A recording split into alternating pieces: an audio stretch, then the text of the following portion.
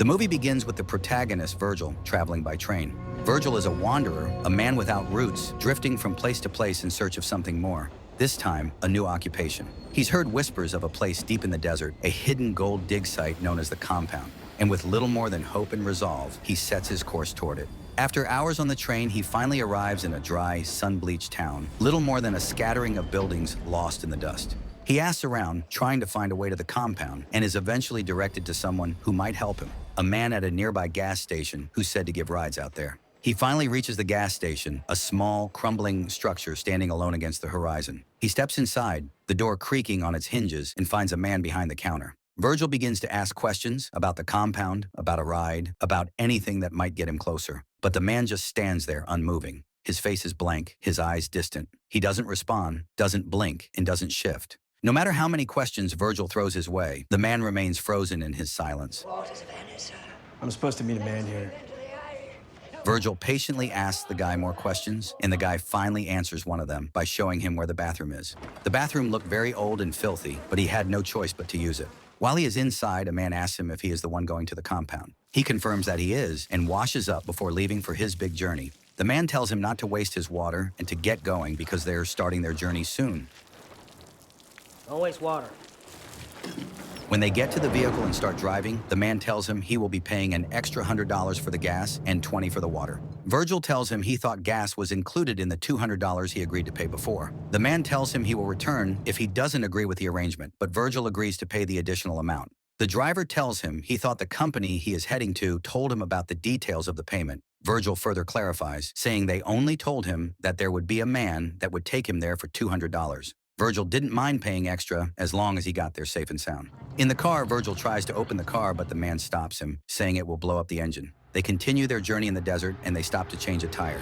The driver, Keith, doesn't think Virgil is strong, and he even makes fun of his way of changing a tire. They continue driving through the desert in the middle of nowhere, but they eventually had to stop because they couldn't travel at night. During the night, while they're sitting near the fire, Keith starts asking Virgil about himself. He tells him he is from the West, and Keith guesses he is relocating to a different place because of the instability happening in the West. Keith then asks him what happened to his face. Virgil is a quiet and reserved person, so he doesn't appreciate Keith's chatting session. He keeps to himself, avoiding eye contact, answering only when necessary, and letting the silence speak for him. But Keith continues talking, unaffected by the lack of response, casually threw out more questions and thoughts. He tells him he is just trying to make a conversation, since there isn't much they can do, and it's just the two of them. The fire crackles between them, its light casting moving shadows on their faces, but the distance remains. Despite the quiet night and the open desert around them, the space between them feels closed off, each man locked in his thoughts. He continues asking if he doesn't have someone worth staying for in the West, and Virgil tells him there's no one.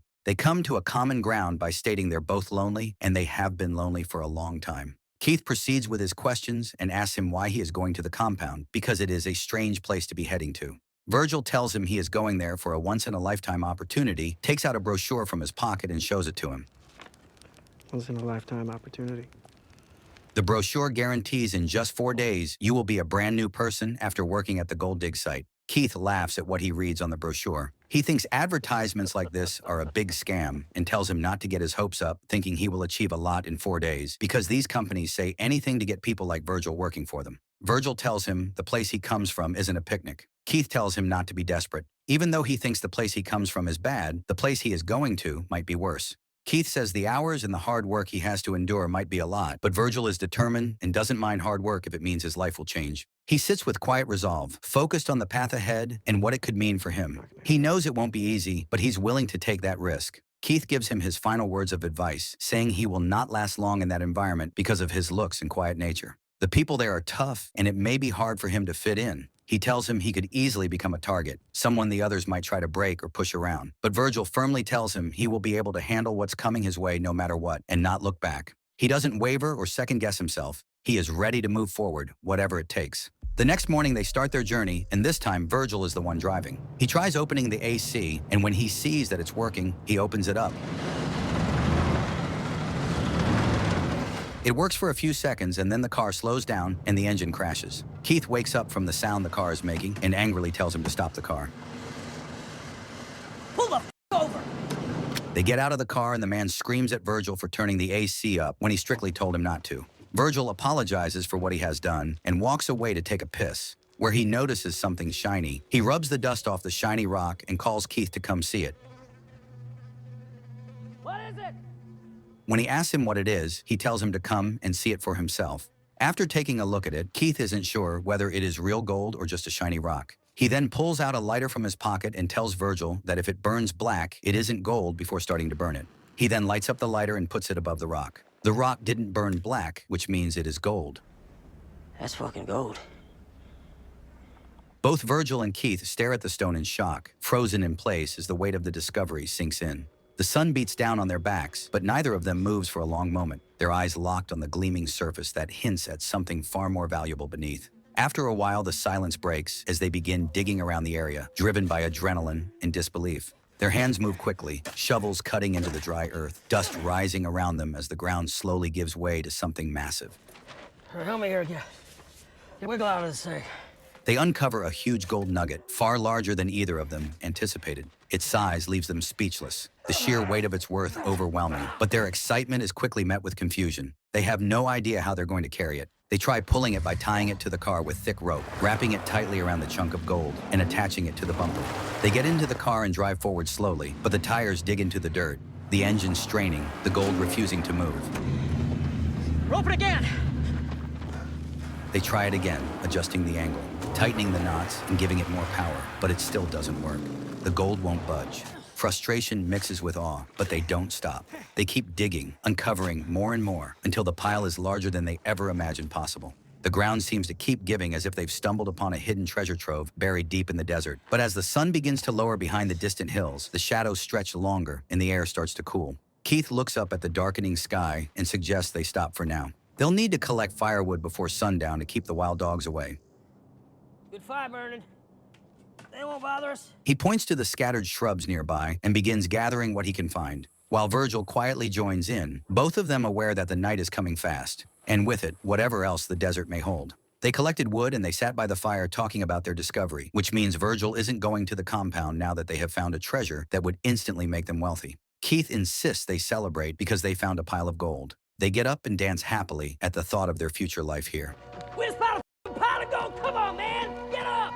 Later that night, Keith suggests that one of them will have to get the excavator to get it out. When Virgil asks why, one of them, Keith, tells him it will be better if one of them stays here with the gold guarding it. Keith says he knows a place a couple of days' drive to the east that will have an excavator, but it will take 2 days to get there and 2 days back, plus 1 day to sort the excavator. So in total, 5 days. He tells Virgil that he will stay here and wait for him with the gold while he goes to the address he gives him and brings an excavator. After some thinking, Virgil suggests he stay here with the gold while Keith goes and brings the excavator since he knows where to get the excavator. Keith tells him he doesn't trust that he will be able to keep himself alive and well all those days, let alone guard the gold. His water and food intake also may not allow him to stay alert and well since he isn't used to this harsh environment. No matter how Keith tries to convince Virgil to go, he stands his ground and tells him he will be staying here.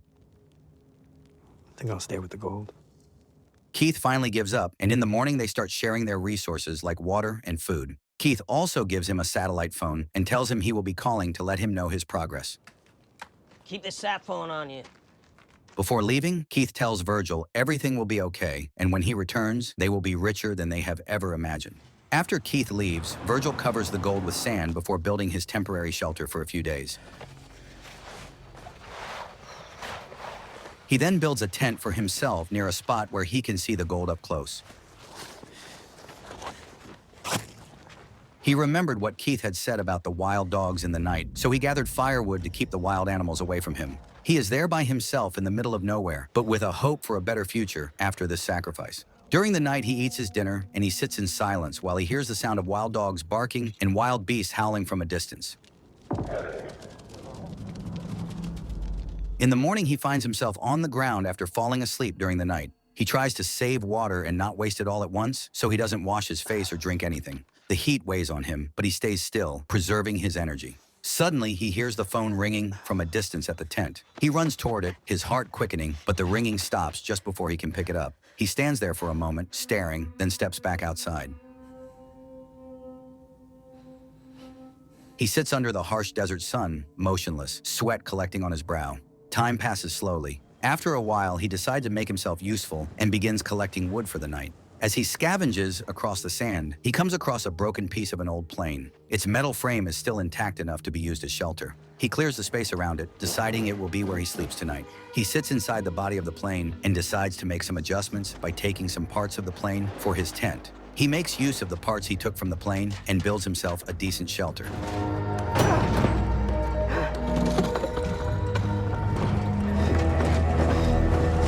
His body, however, isn't used to the harsh climate, so he has some rashes on his body, but he is determined to survive this, so he keeps going. He carried the parts on his back and built his shelter to make it more comfortable. The sun starts to go down, which means he has to build a fire to protect himself.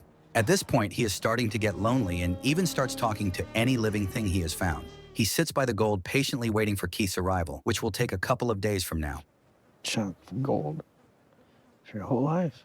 He then starts pounding the gold, focused and determined, using all his strength to break through the surface. To his surprise, he's instantly able to break off a huge chunk. The weight of it is heavy in his hands, glimmering with promise. Without wasting time, he carries the gold back to his tent, the sun still beating down as he walks carefully across the sand. Once inside the tent, he sets the gold down and wipes the sweat from his face. Just then, the phone rings again. He picks it up quickly. This time, it's Keith. His voice comes through the line with tension. He says he has bad news. He might be taking longer than expected because the engine is overheating. It's not moving the way it should, and he doesn't want to risk damaging it further. Trying to stay optimistic, he tells Keith he was able to break off a huge chunk of gold, thinking the progress might ease the situation. But Keith isn't satisfied. His tone sharpens, unimpressed by the effort. He tells him that a chunk isn't good enough. They're not going to settle for a decent amount when they have a chance at taking it all. The line goes quiet for a moment before Keith reminds him they've come too far for half measures. During the night, he collects as much firewood as he can find, but the wild dogs surround him. Eventually, he can get rid of them because of the fire. It was then, in the morning, that he went to his shelter to take a nap. He is running out of food and water, and because of the dehydration, he is getting a headache in addition to the harsh climate. After that, he drinks most of the water he has to function properly and go about his day. While he is drinking water, he notices a snake coming towards him, but before he can kill it, it crawls away into the distance. He could have used the snake as food, but it escaped before he could get his hands on it. While trying to catch the snake, he accidentally spilled his water. He had less earlier on, and he has even less than that now. He eats what he has left and spends his days scavenging on the plane. While he is doing that, he sees someone walking towards him, so he hides inside the plane. The person walks towards him and stands beside the plane. It was a woman. She knocks on the window and sits in front of him, asking him if he was hiding from her. Are you coming out then? Virgil carries the chunk of gold and gets outside to where she is. She asks him what he is doing out here and offers him a snack and refreshment, but he refuses. No. One. They won't bite. She continues asking him a series of questions because she is suspicious of what he is doing out here, starving and depriving himself of water when he can find water a few kilometers away. He grows nervous every time she asks him a question, which intensifies her curiosity even more. She walks towards his tent, trying to discover what he is hiding. Virgil offers her to stay in the plane while he walks to the tent, but she follows him to the tent. Will you mind if I commandeer a little shite fire over there? She keeps on asking him questions about where he is from, and he tells her he is going to the compound and he is waiting for his friend to pick him up on his way. She isn't convinced by his words. Virgil is not feeling well because it's been a while since he had water and the dehydration starts showing side effects like hallucination and headache. She walks towards his tent and tries to destroy it, but Virgil follows her and loses his temper when she starts rumbling about why he is here, and he kills her to keep the gold safe. You city boy, now what are He buries her body in the desert after taking her useful resources from her pocket, including her water bottle.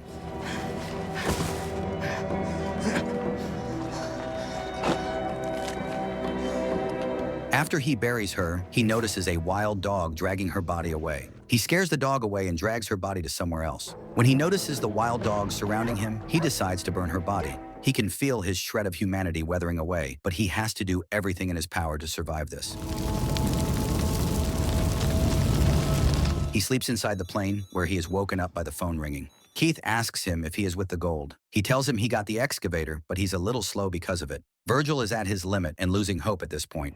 I got the excavator now, but the goddamn thing's slowing me down. His body is getting weaker day by day. He doesn't know if he can survive here much longer. Keith tells him he can call this number if he wants to reach out to him and to stay strong because he is going as fast as he can. Virgil asks him how long it will take him until he fixes the hose, but Keith tells him he had fixed it before he left. While he's on the phone, he listens to the sound of a car passing by. He could have asked for help and left with his chunk of gold, but he remembers Keith's words and decides to stay. His body's getting weaker, but he keeps on collecting wood for the night. The wind has gotten so strong that a desert storm is created. Virgil runs to his tent, but the storm starts tearing apart the tent and all of his belongings, including his food and water bottle. Finally, he couldn't bear the wind, and he was cast away in the sand. He wakes up covered in sand and tries to find the gold's location now that everything is covered in sand. Moreover, he is stabbed around his stomach by a piece of wood during the storm. He continues trying to locate the gold, and he finally sees it and sits beside it. He removes the wood from his stomach and treats it using a fire. He falls asleep right there and wakes up to a woman hovering above him, pointing an arrow. She then offers him water. He isn't sure if he is dreaming or if it's real. She looks like the woman he killed days ago. It's getting darker when he hears the phone ringing in the distance. He crawls over and answers it, telling Keith there was a woman there, but now he can't see her.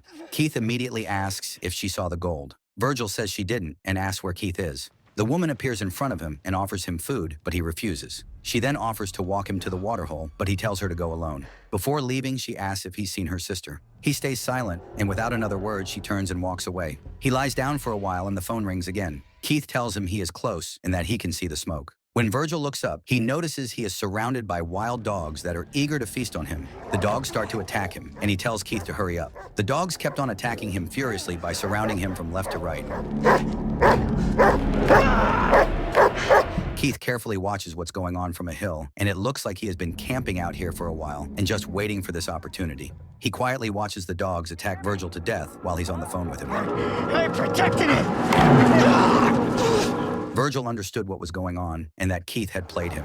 He screams in anger, but he instantly accepts his fate when the dogs start biting a chunk of his body and drag him away. Keith watches everything and finally decides to drive to the scene while Virgil is in his last moments.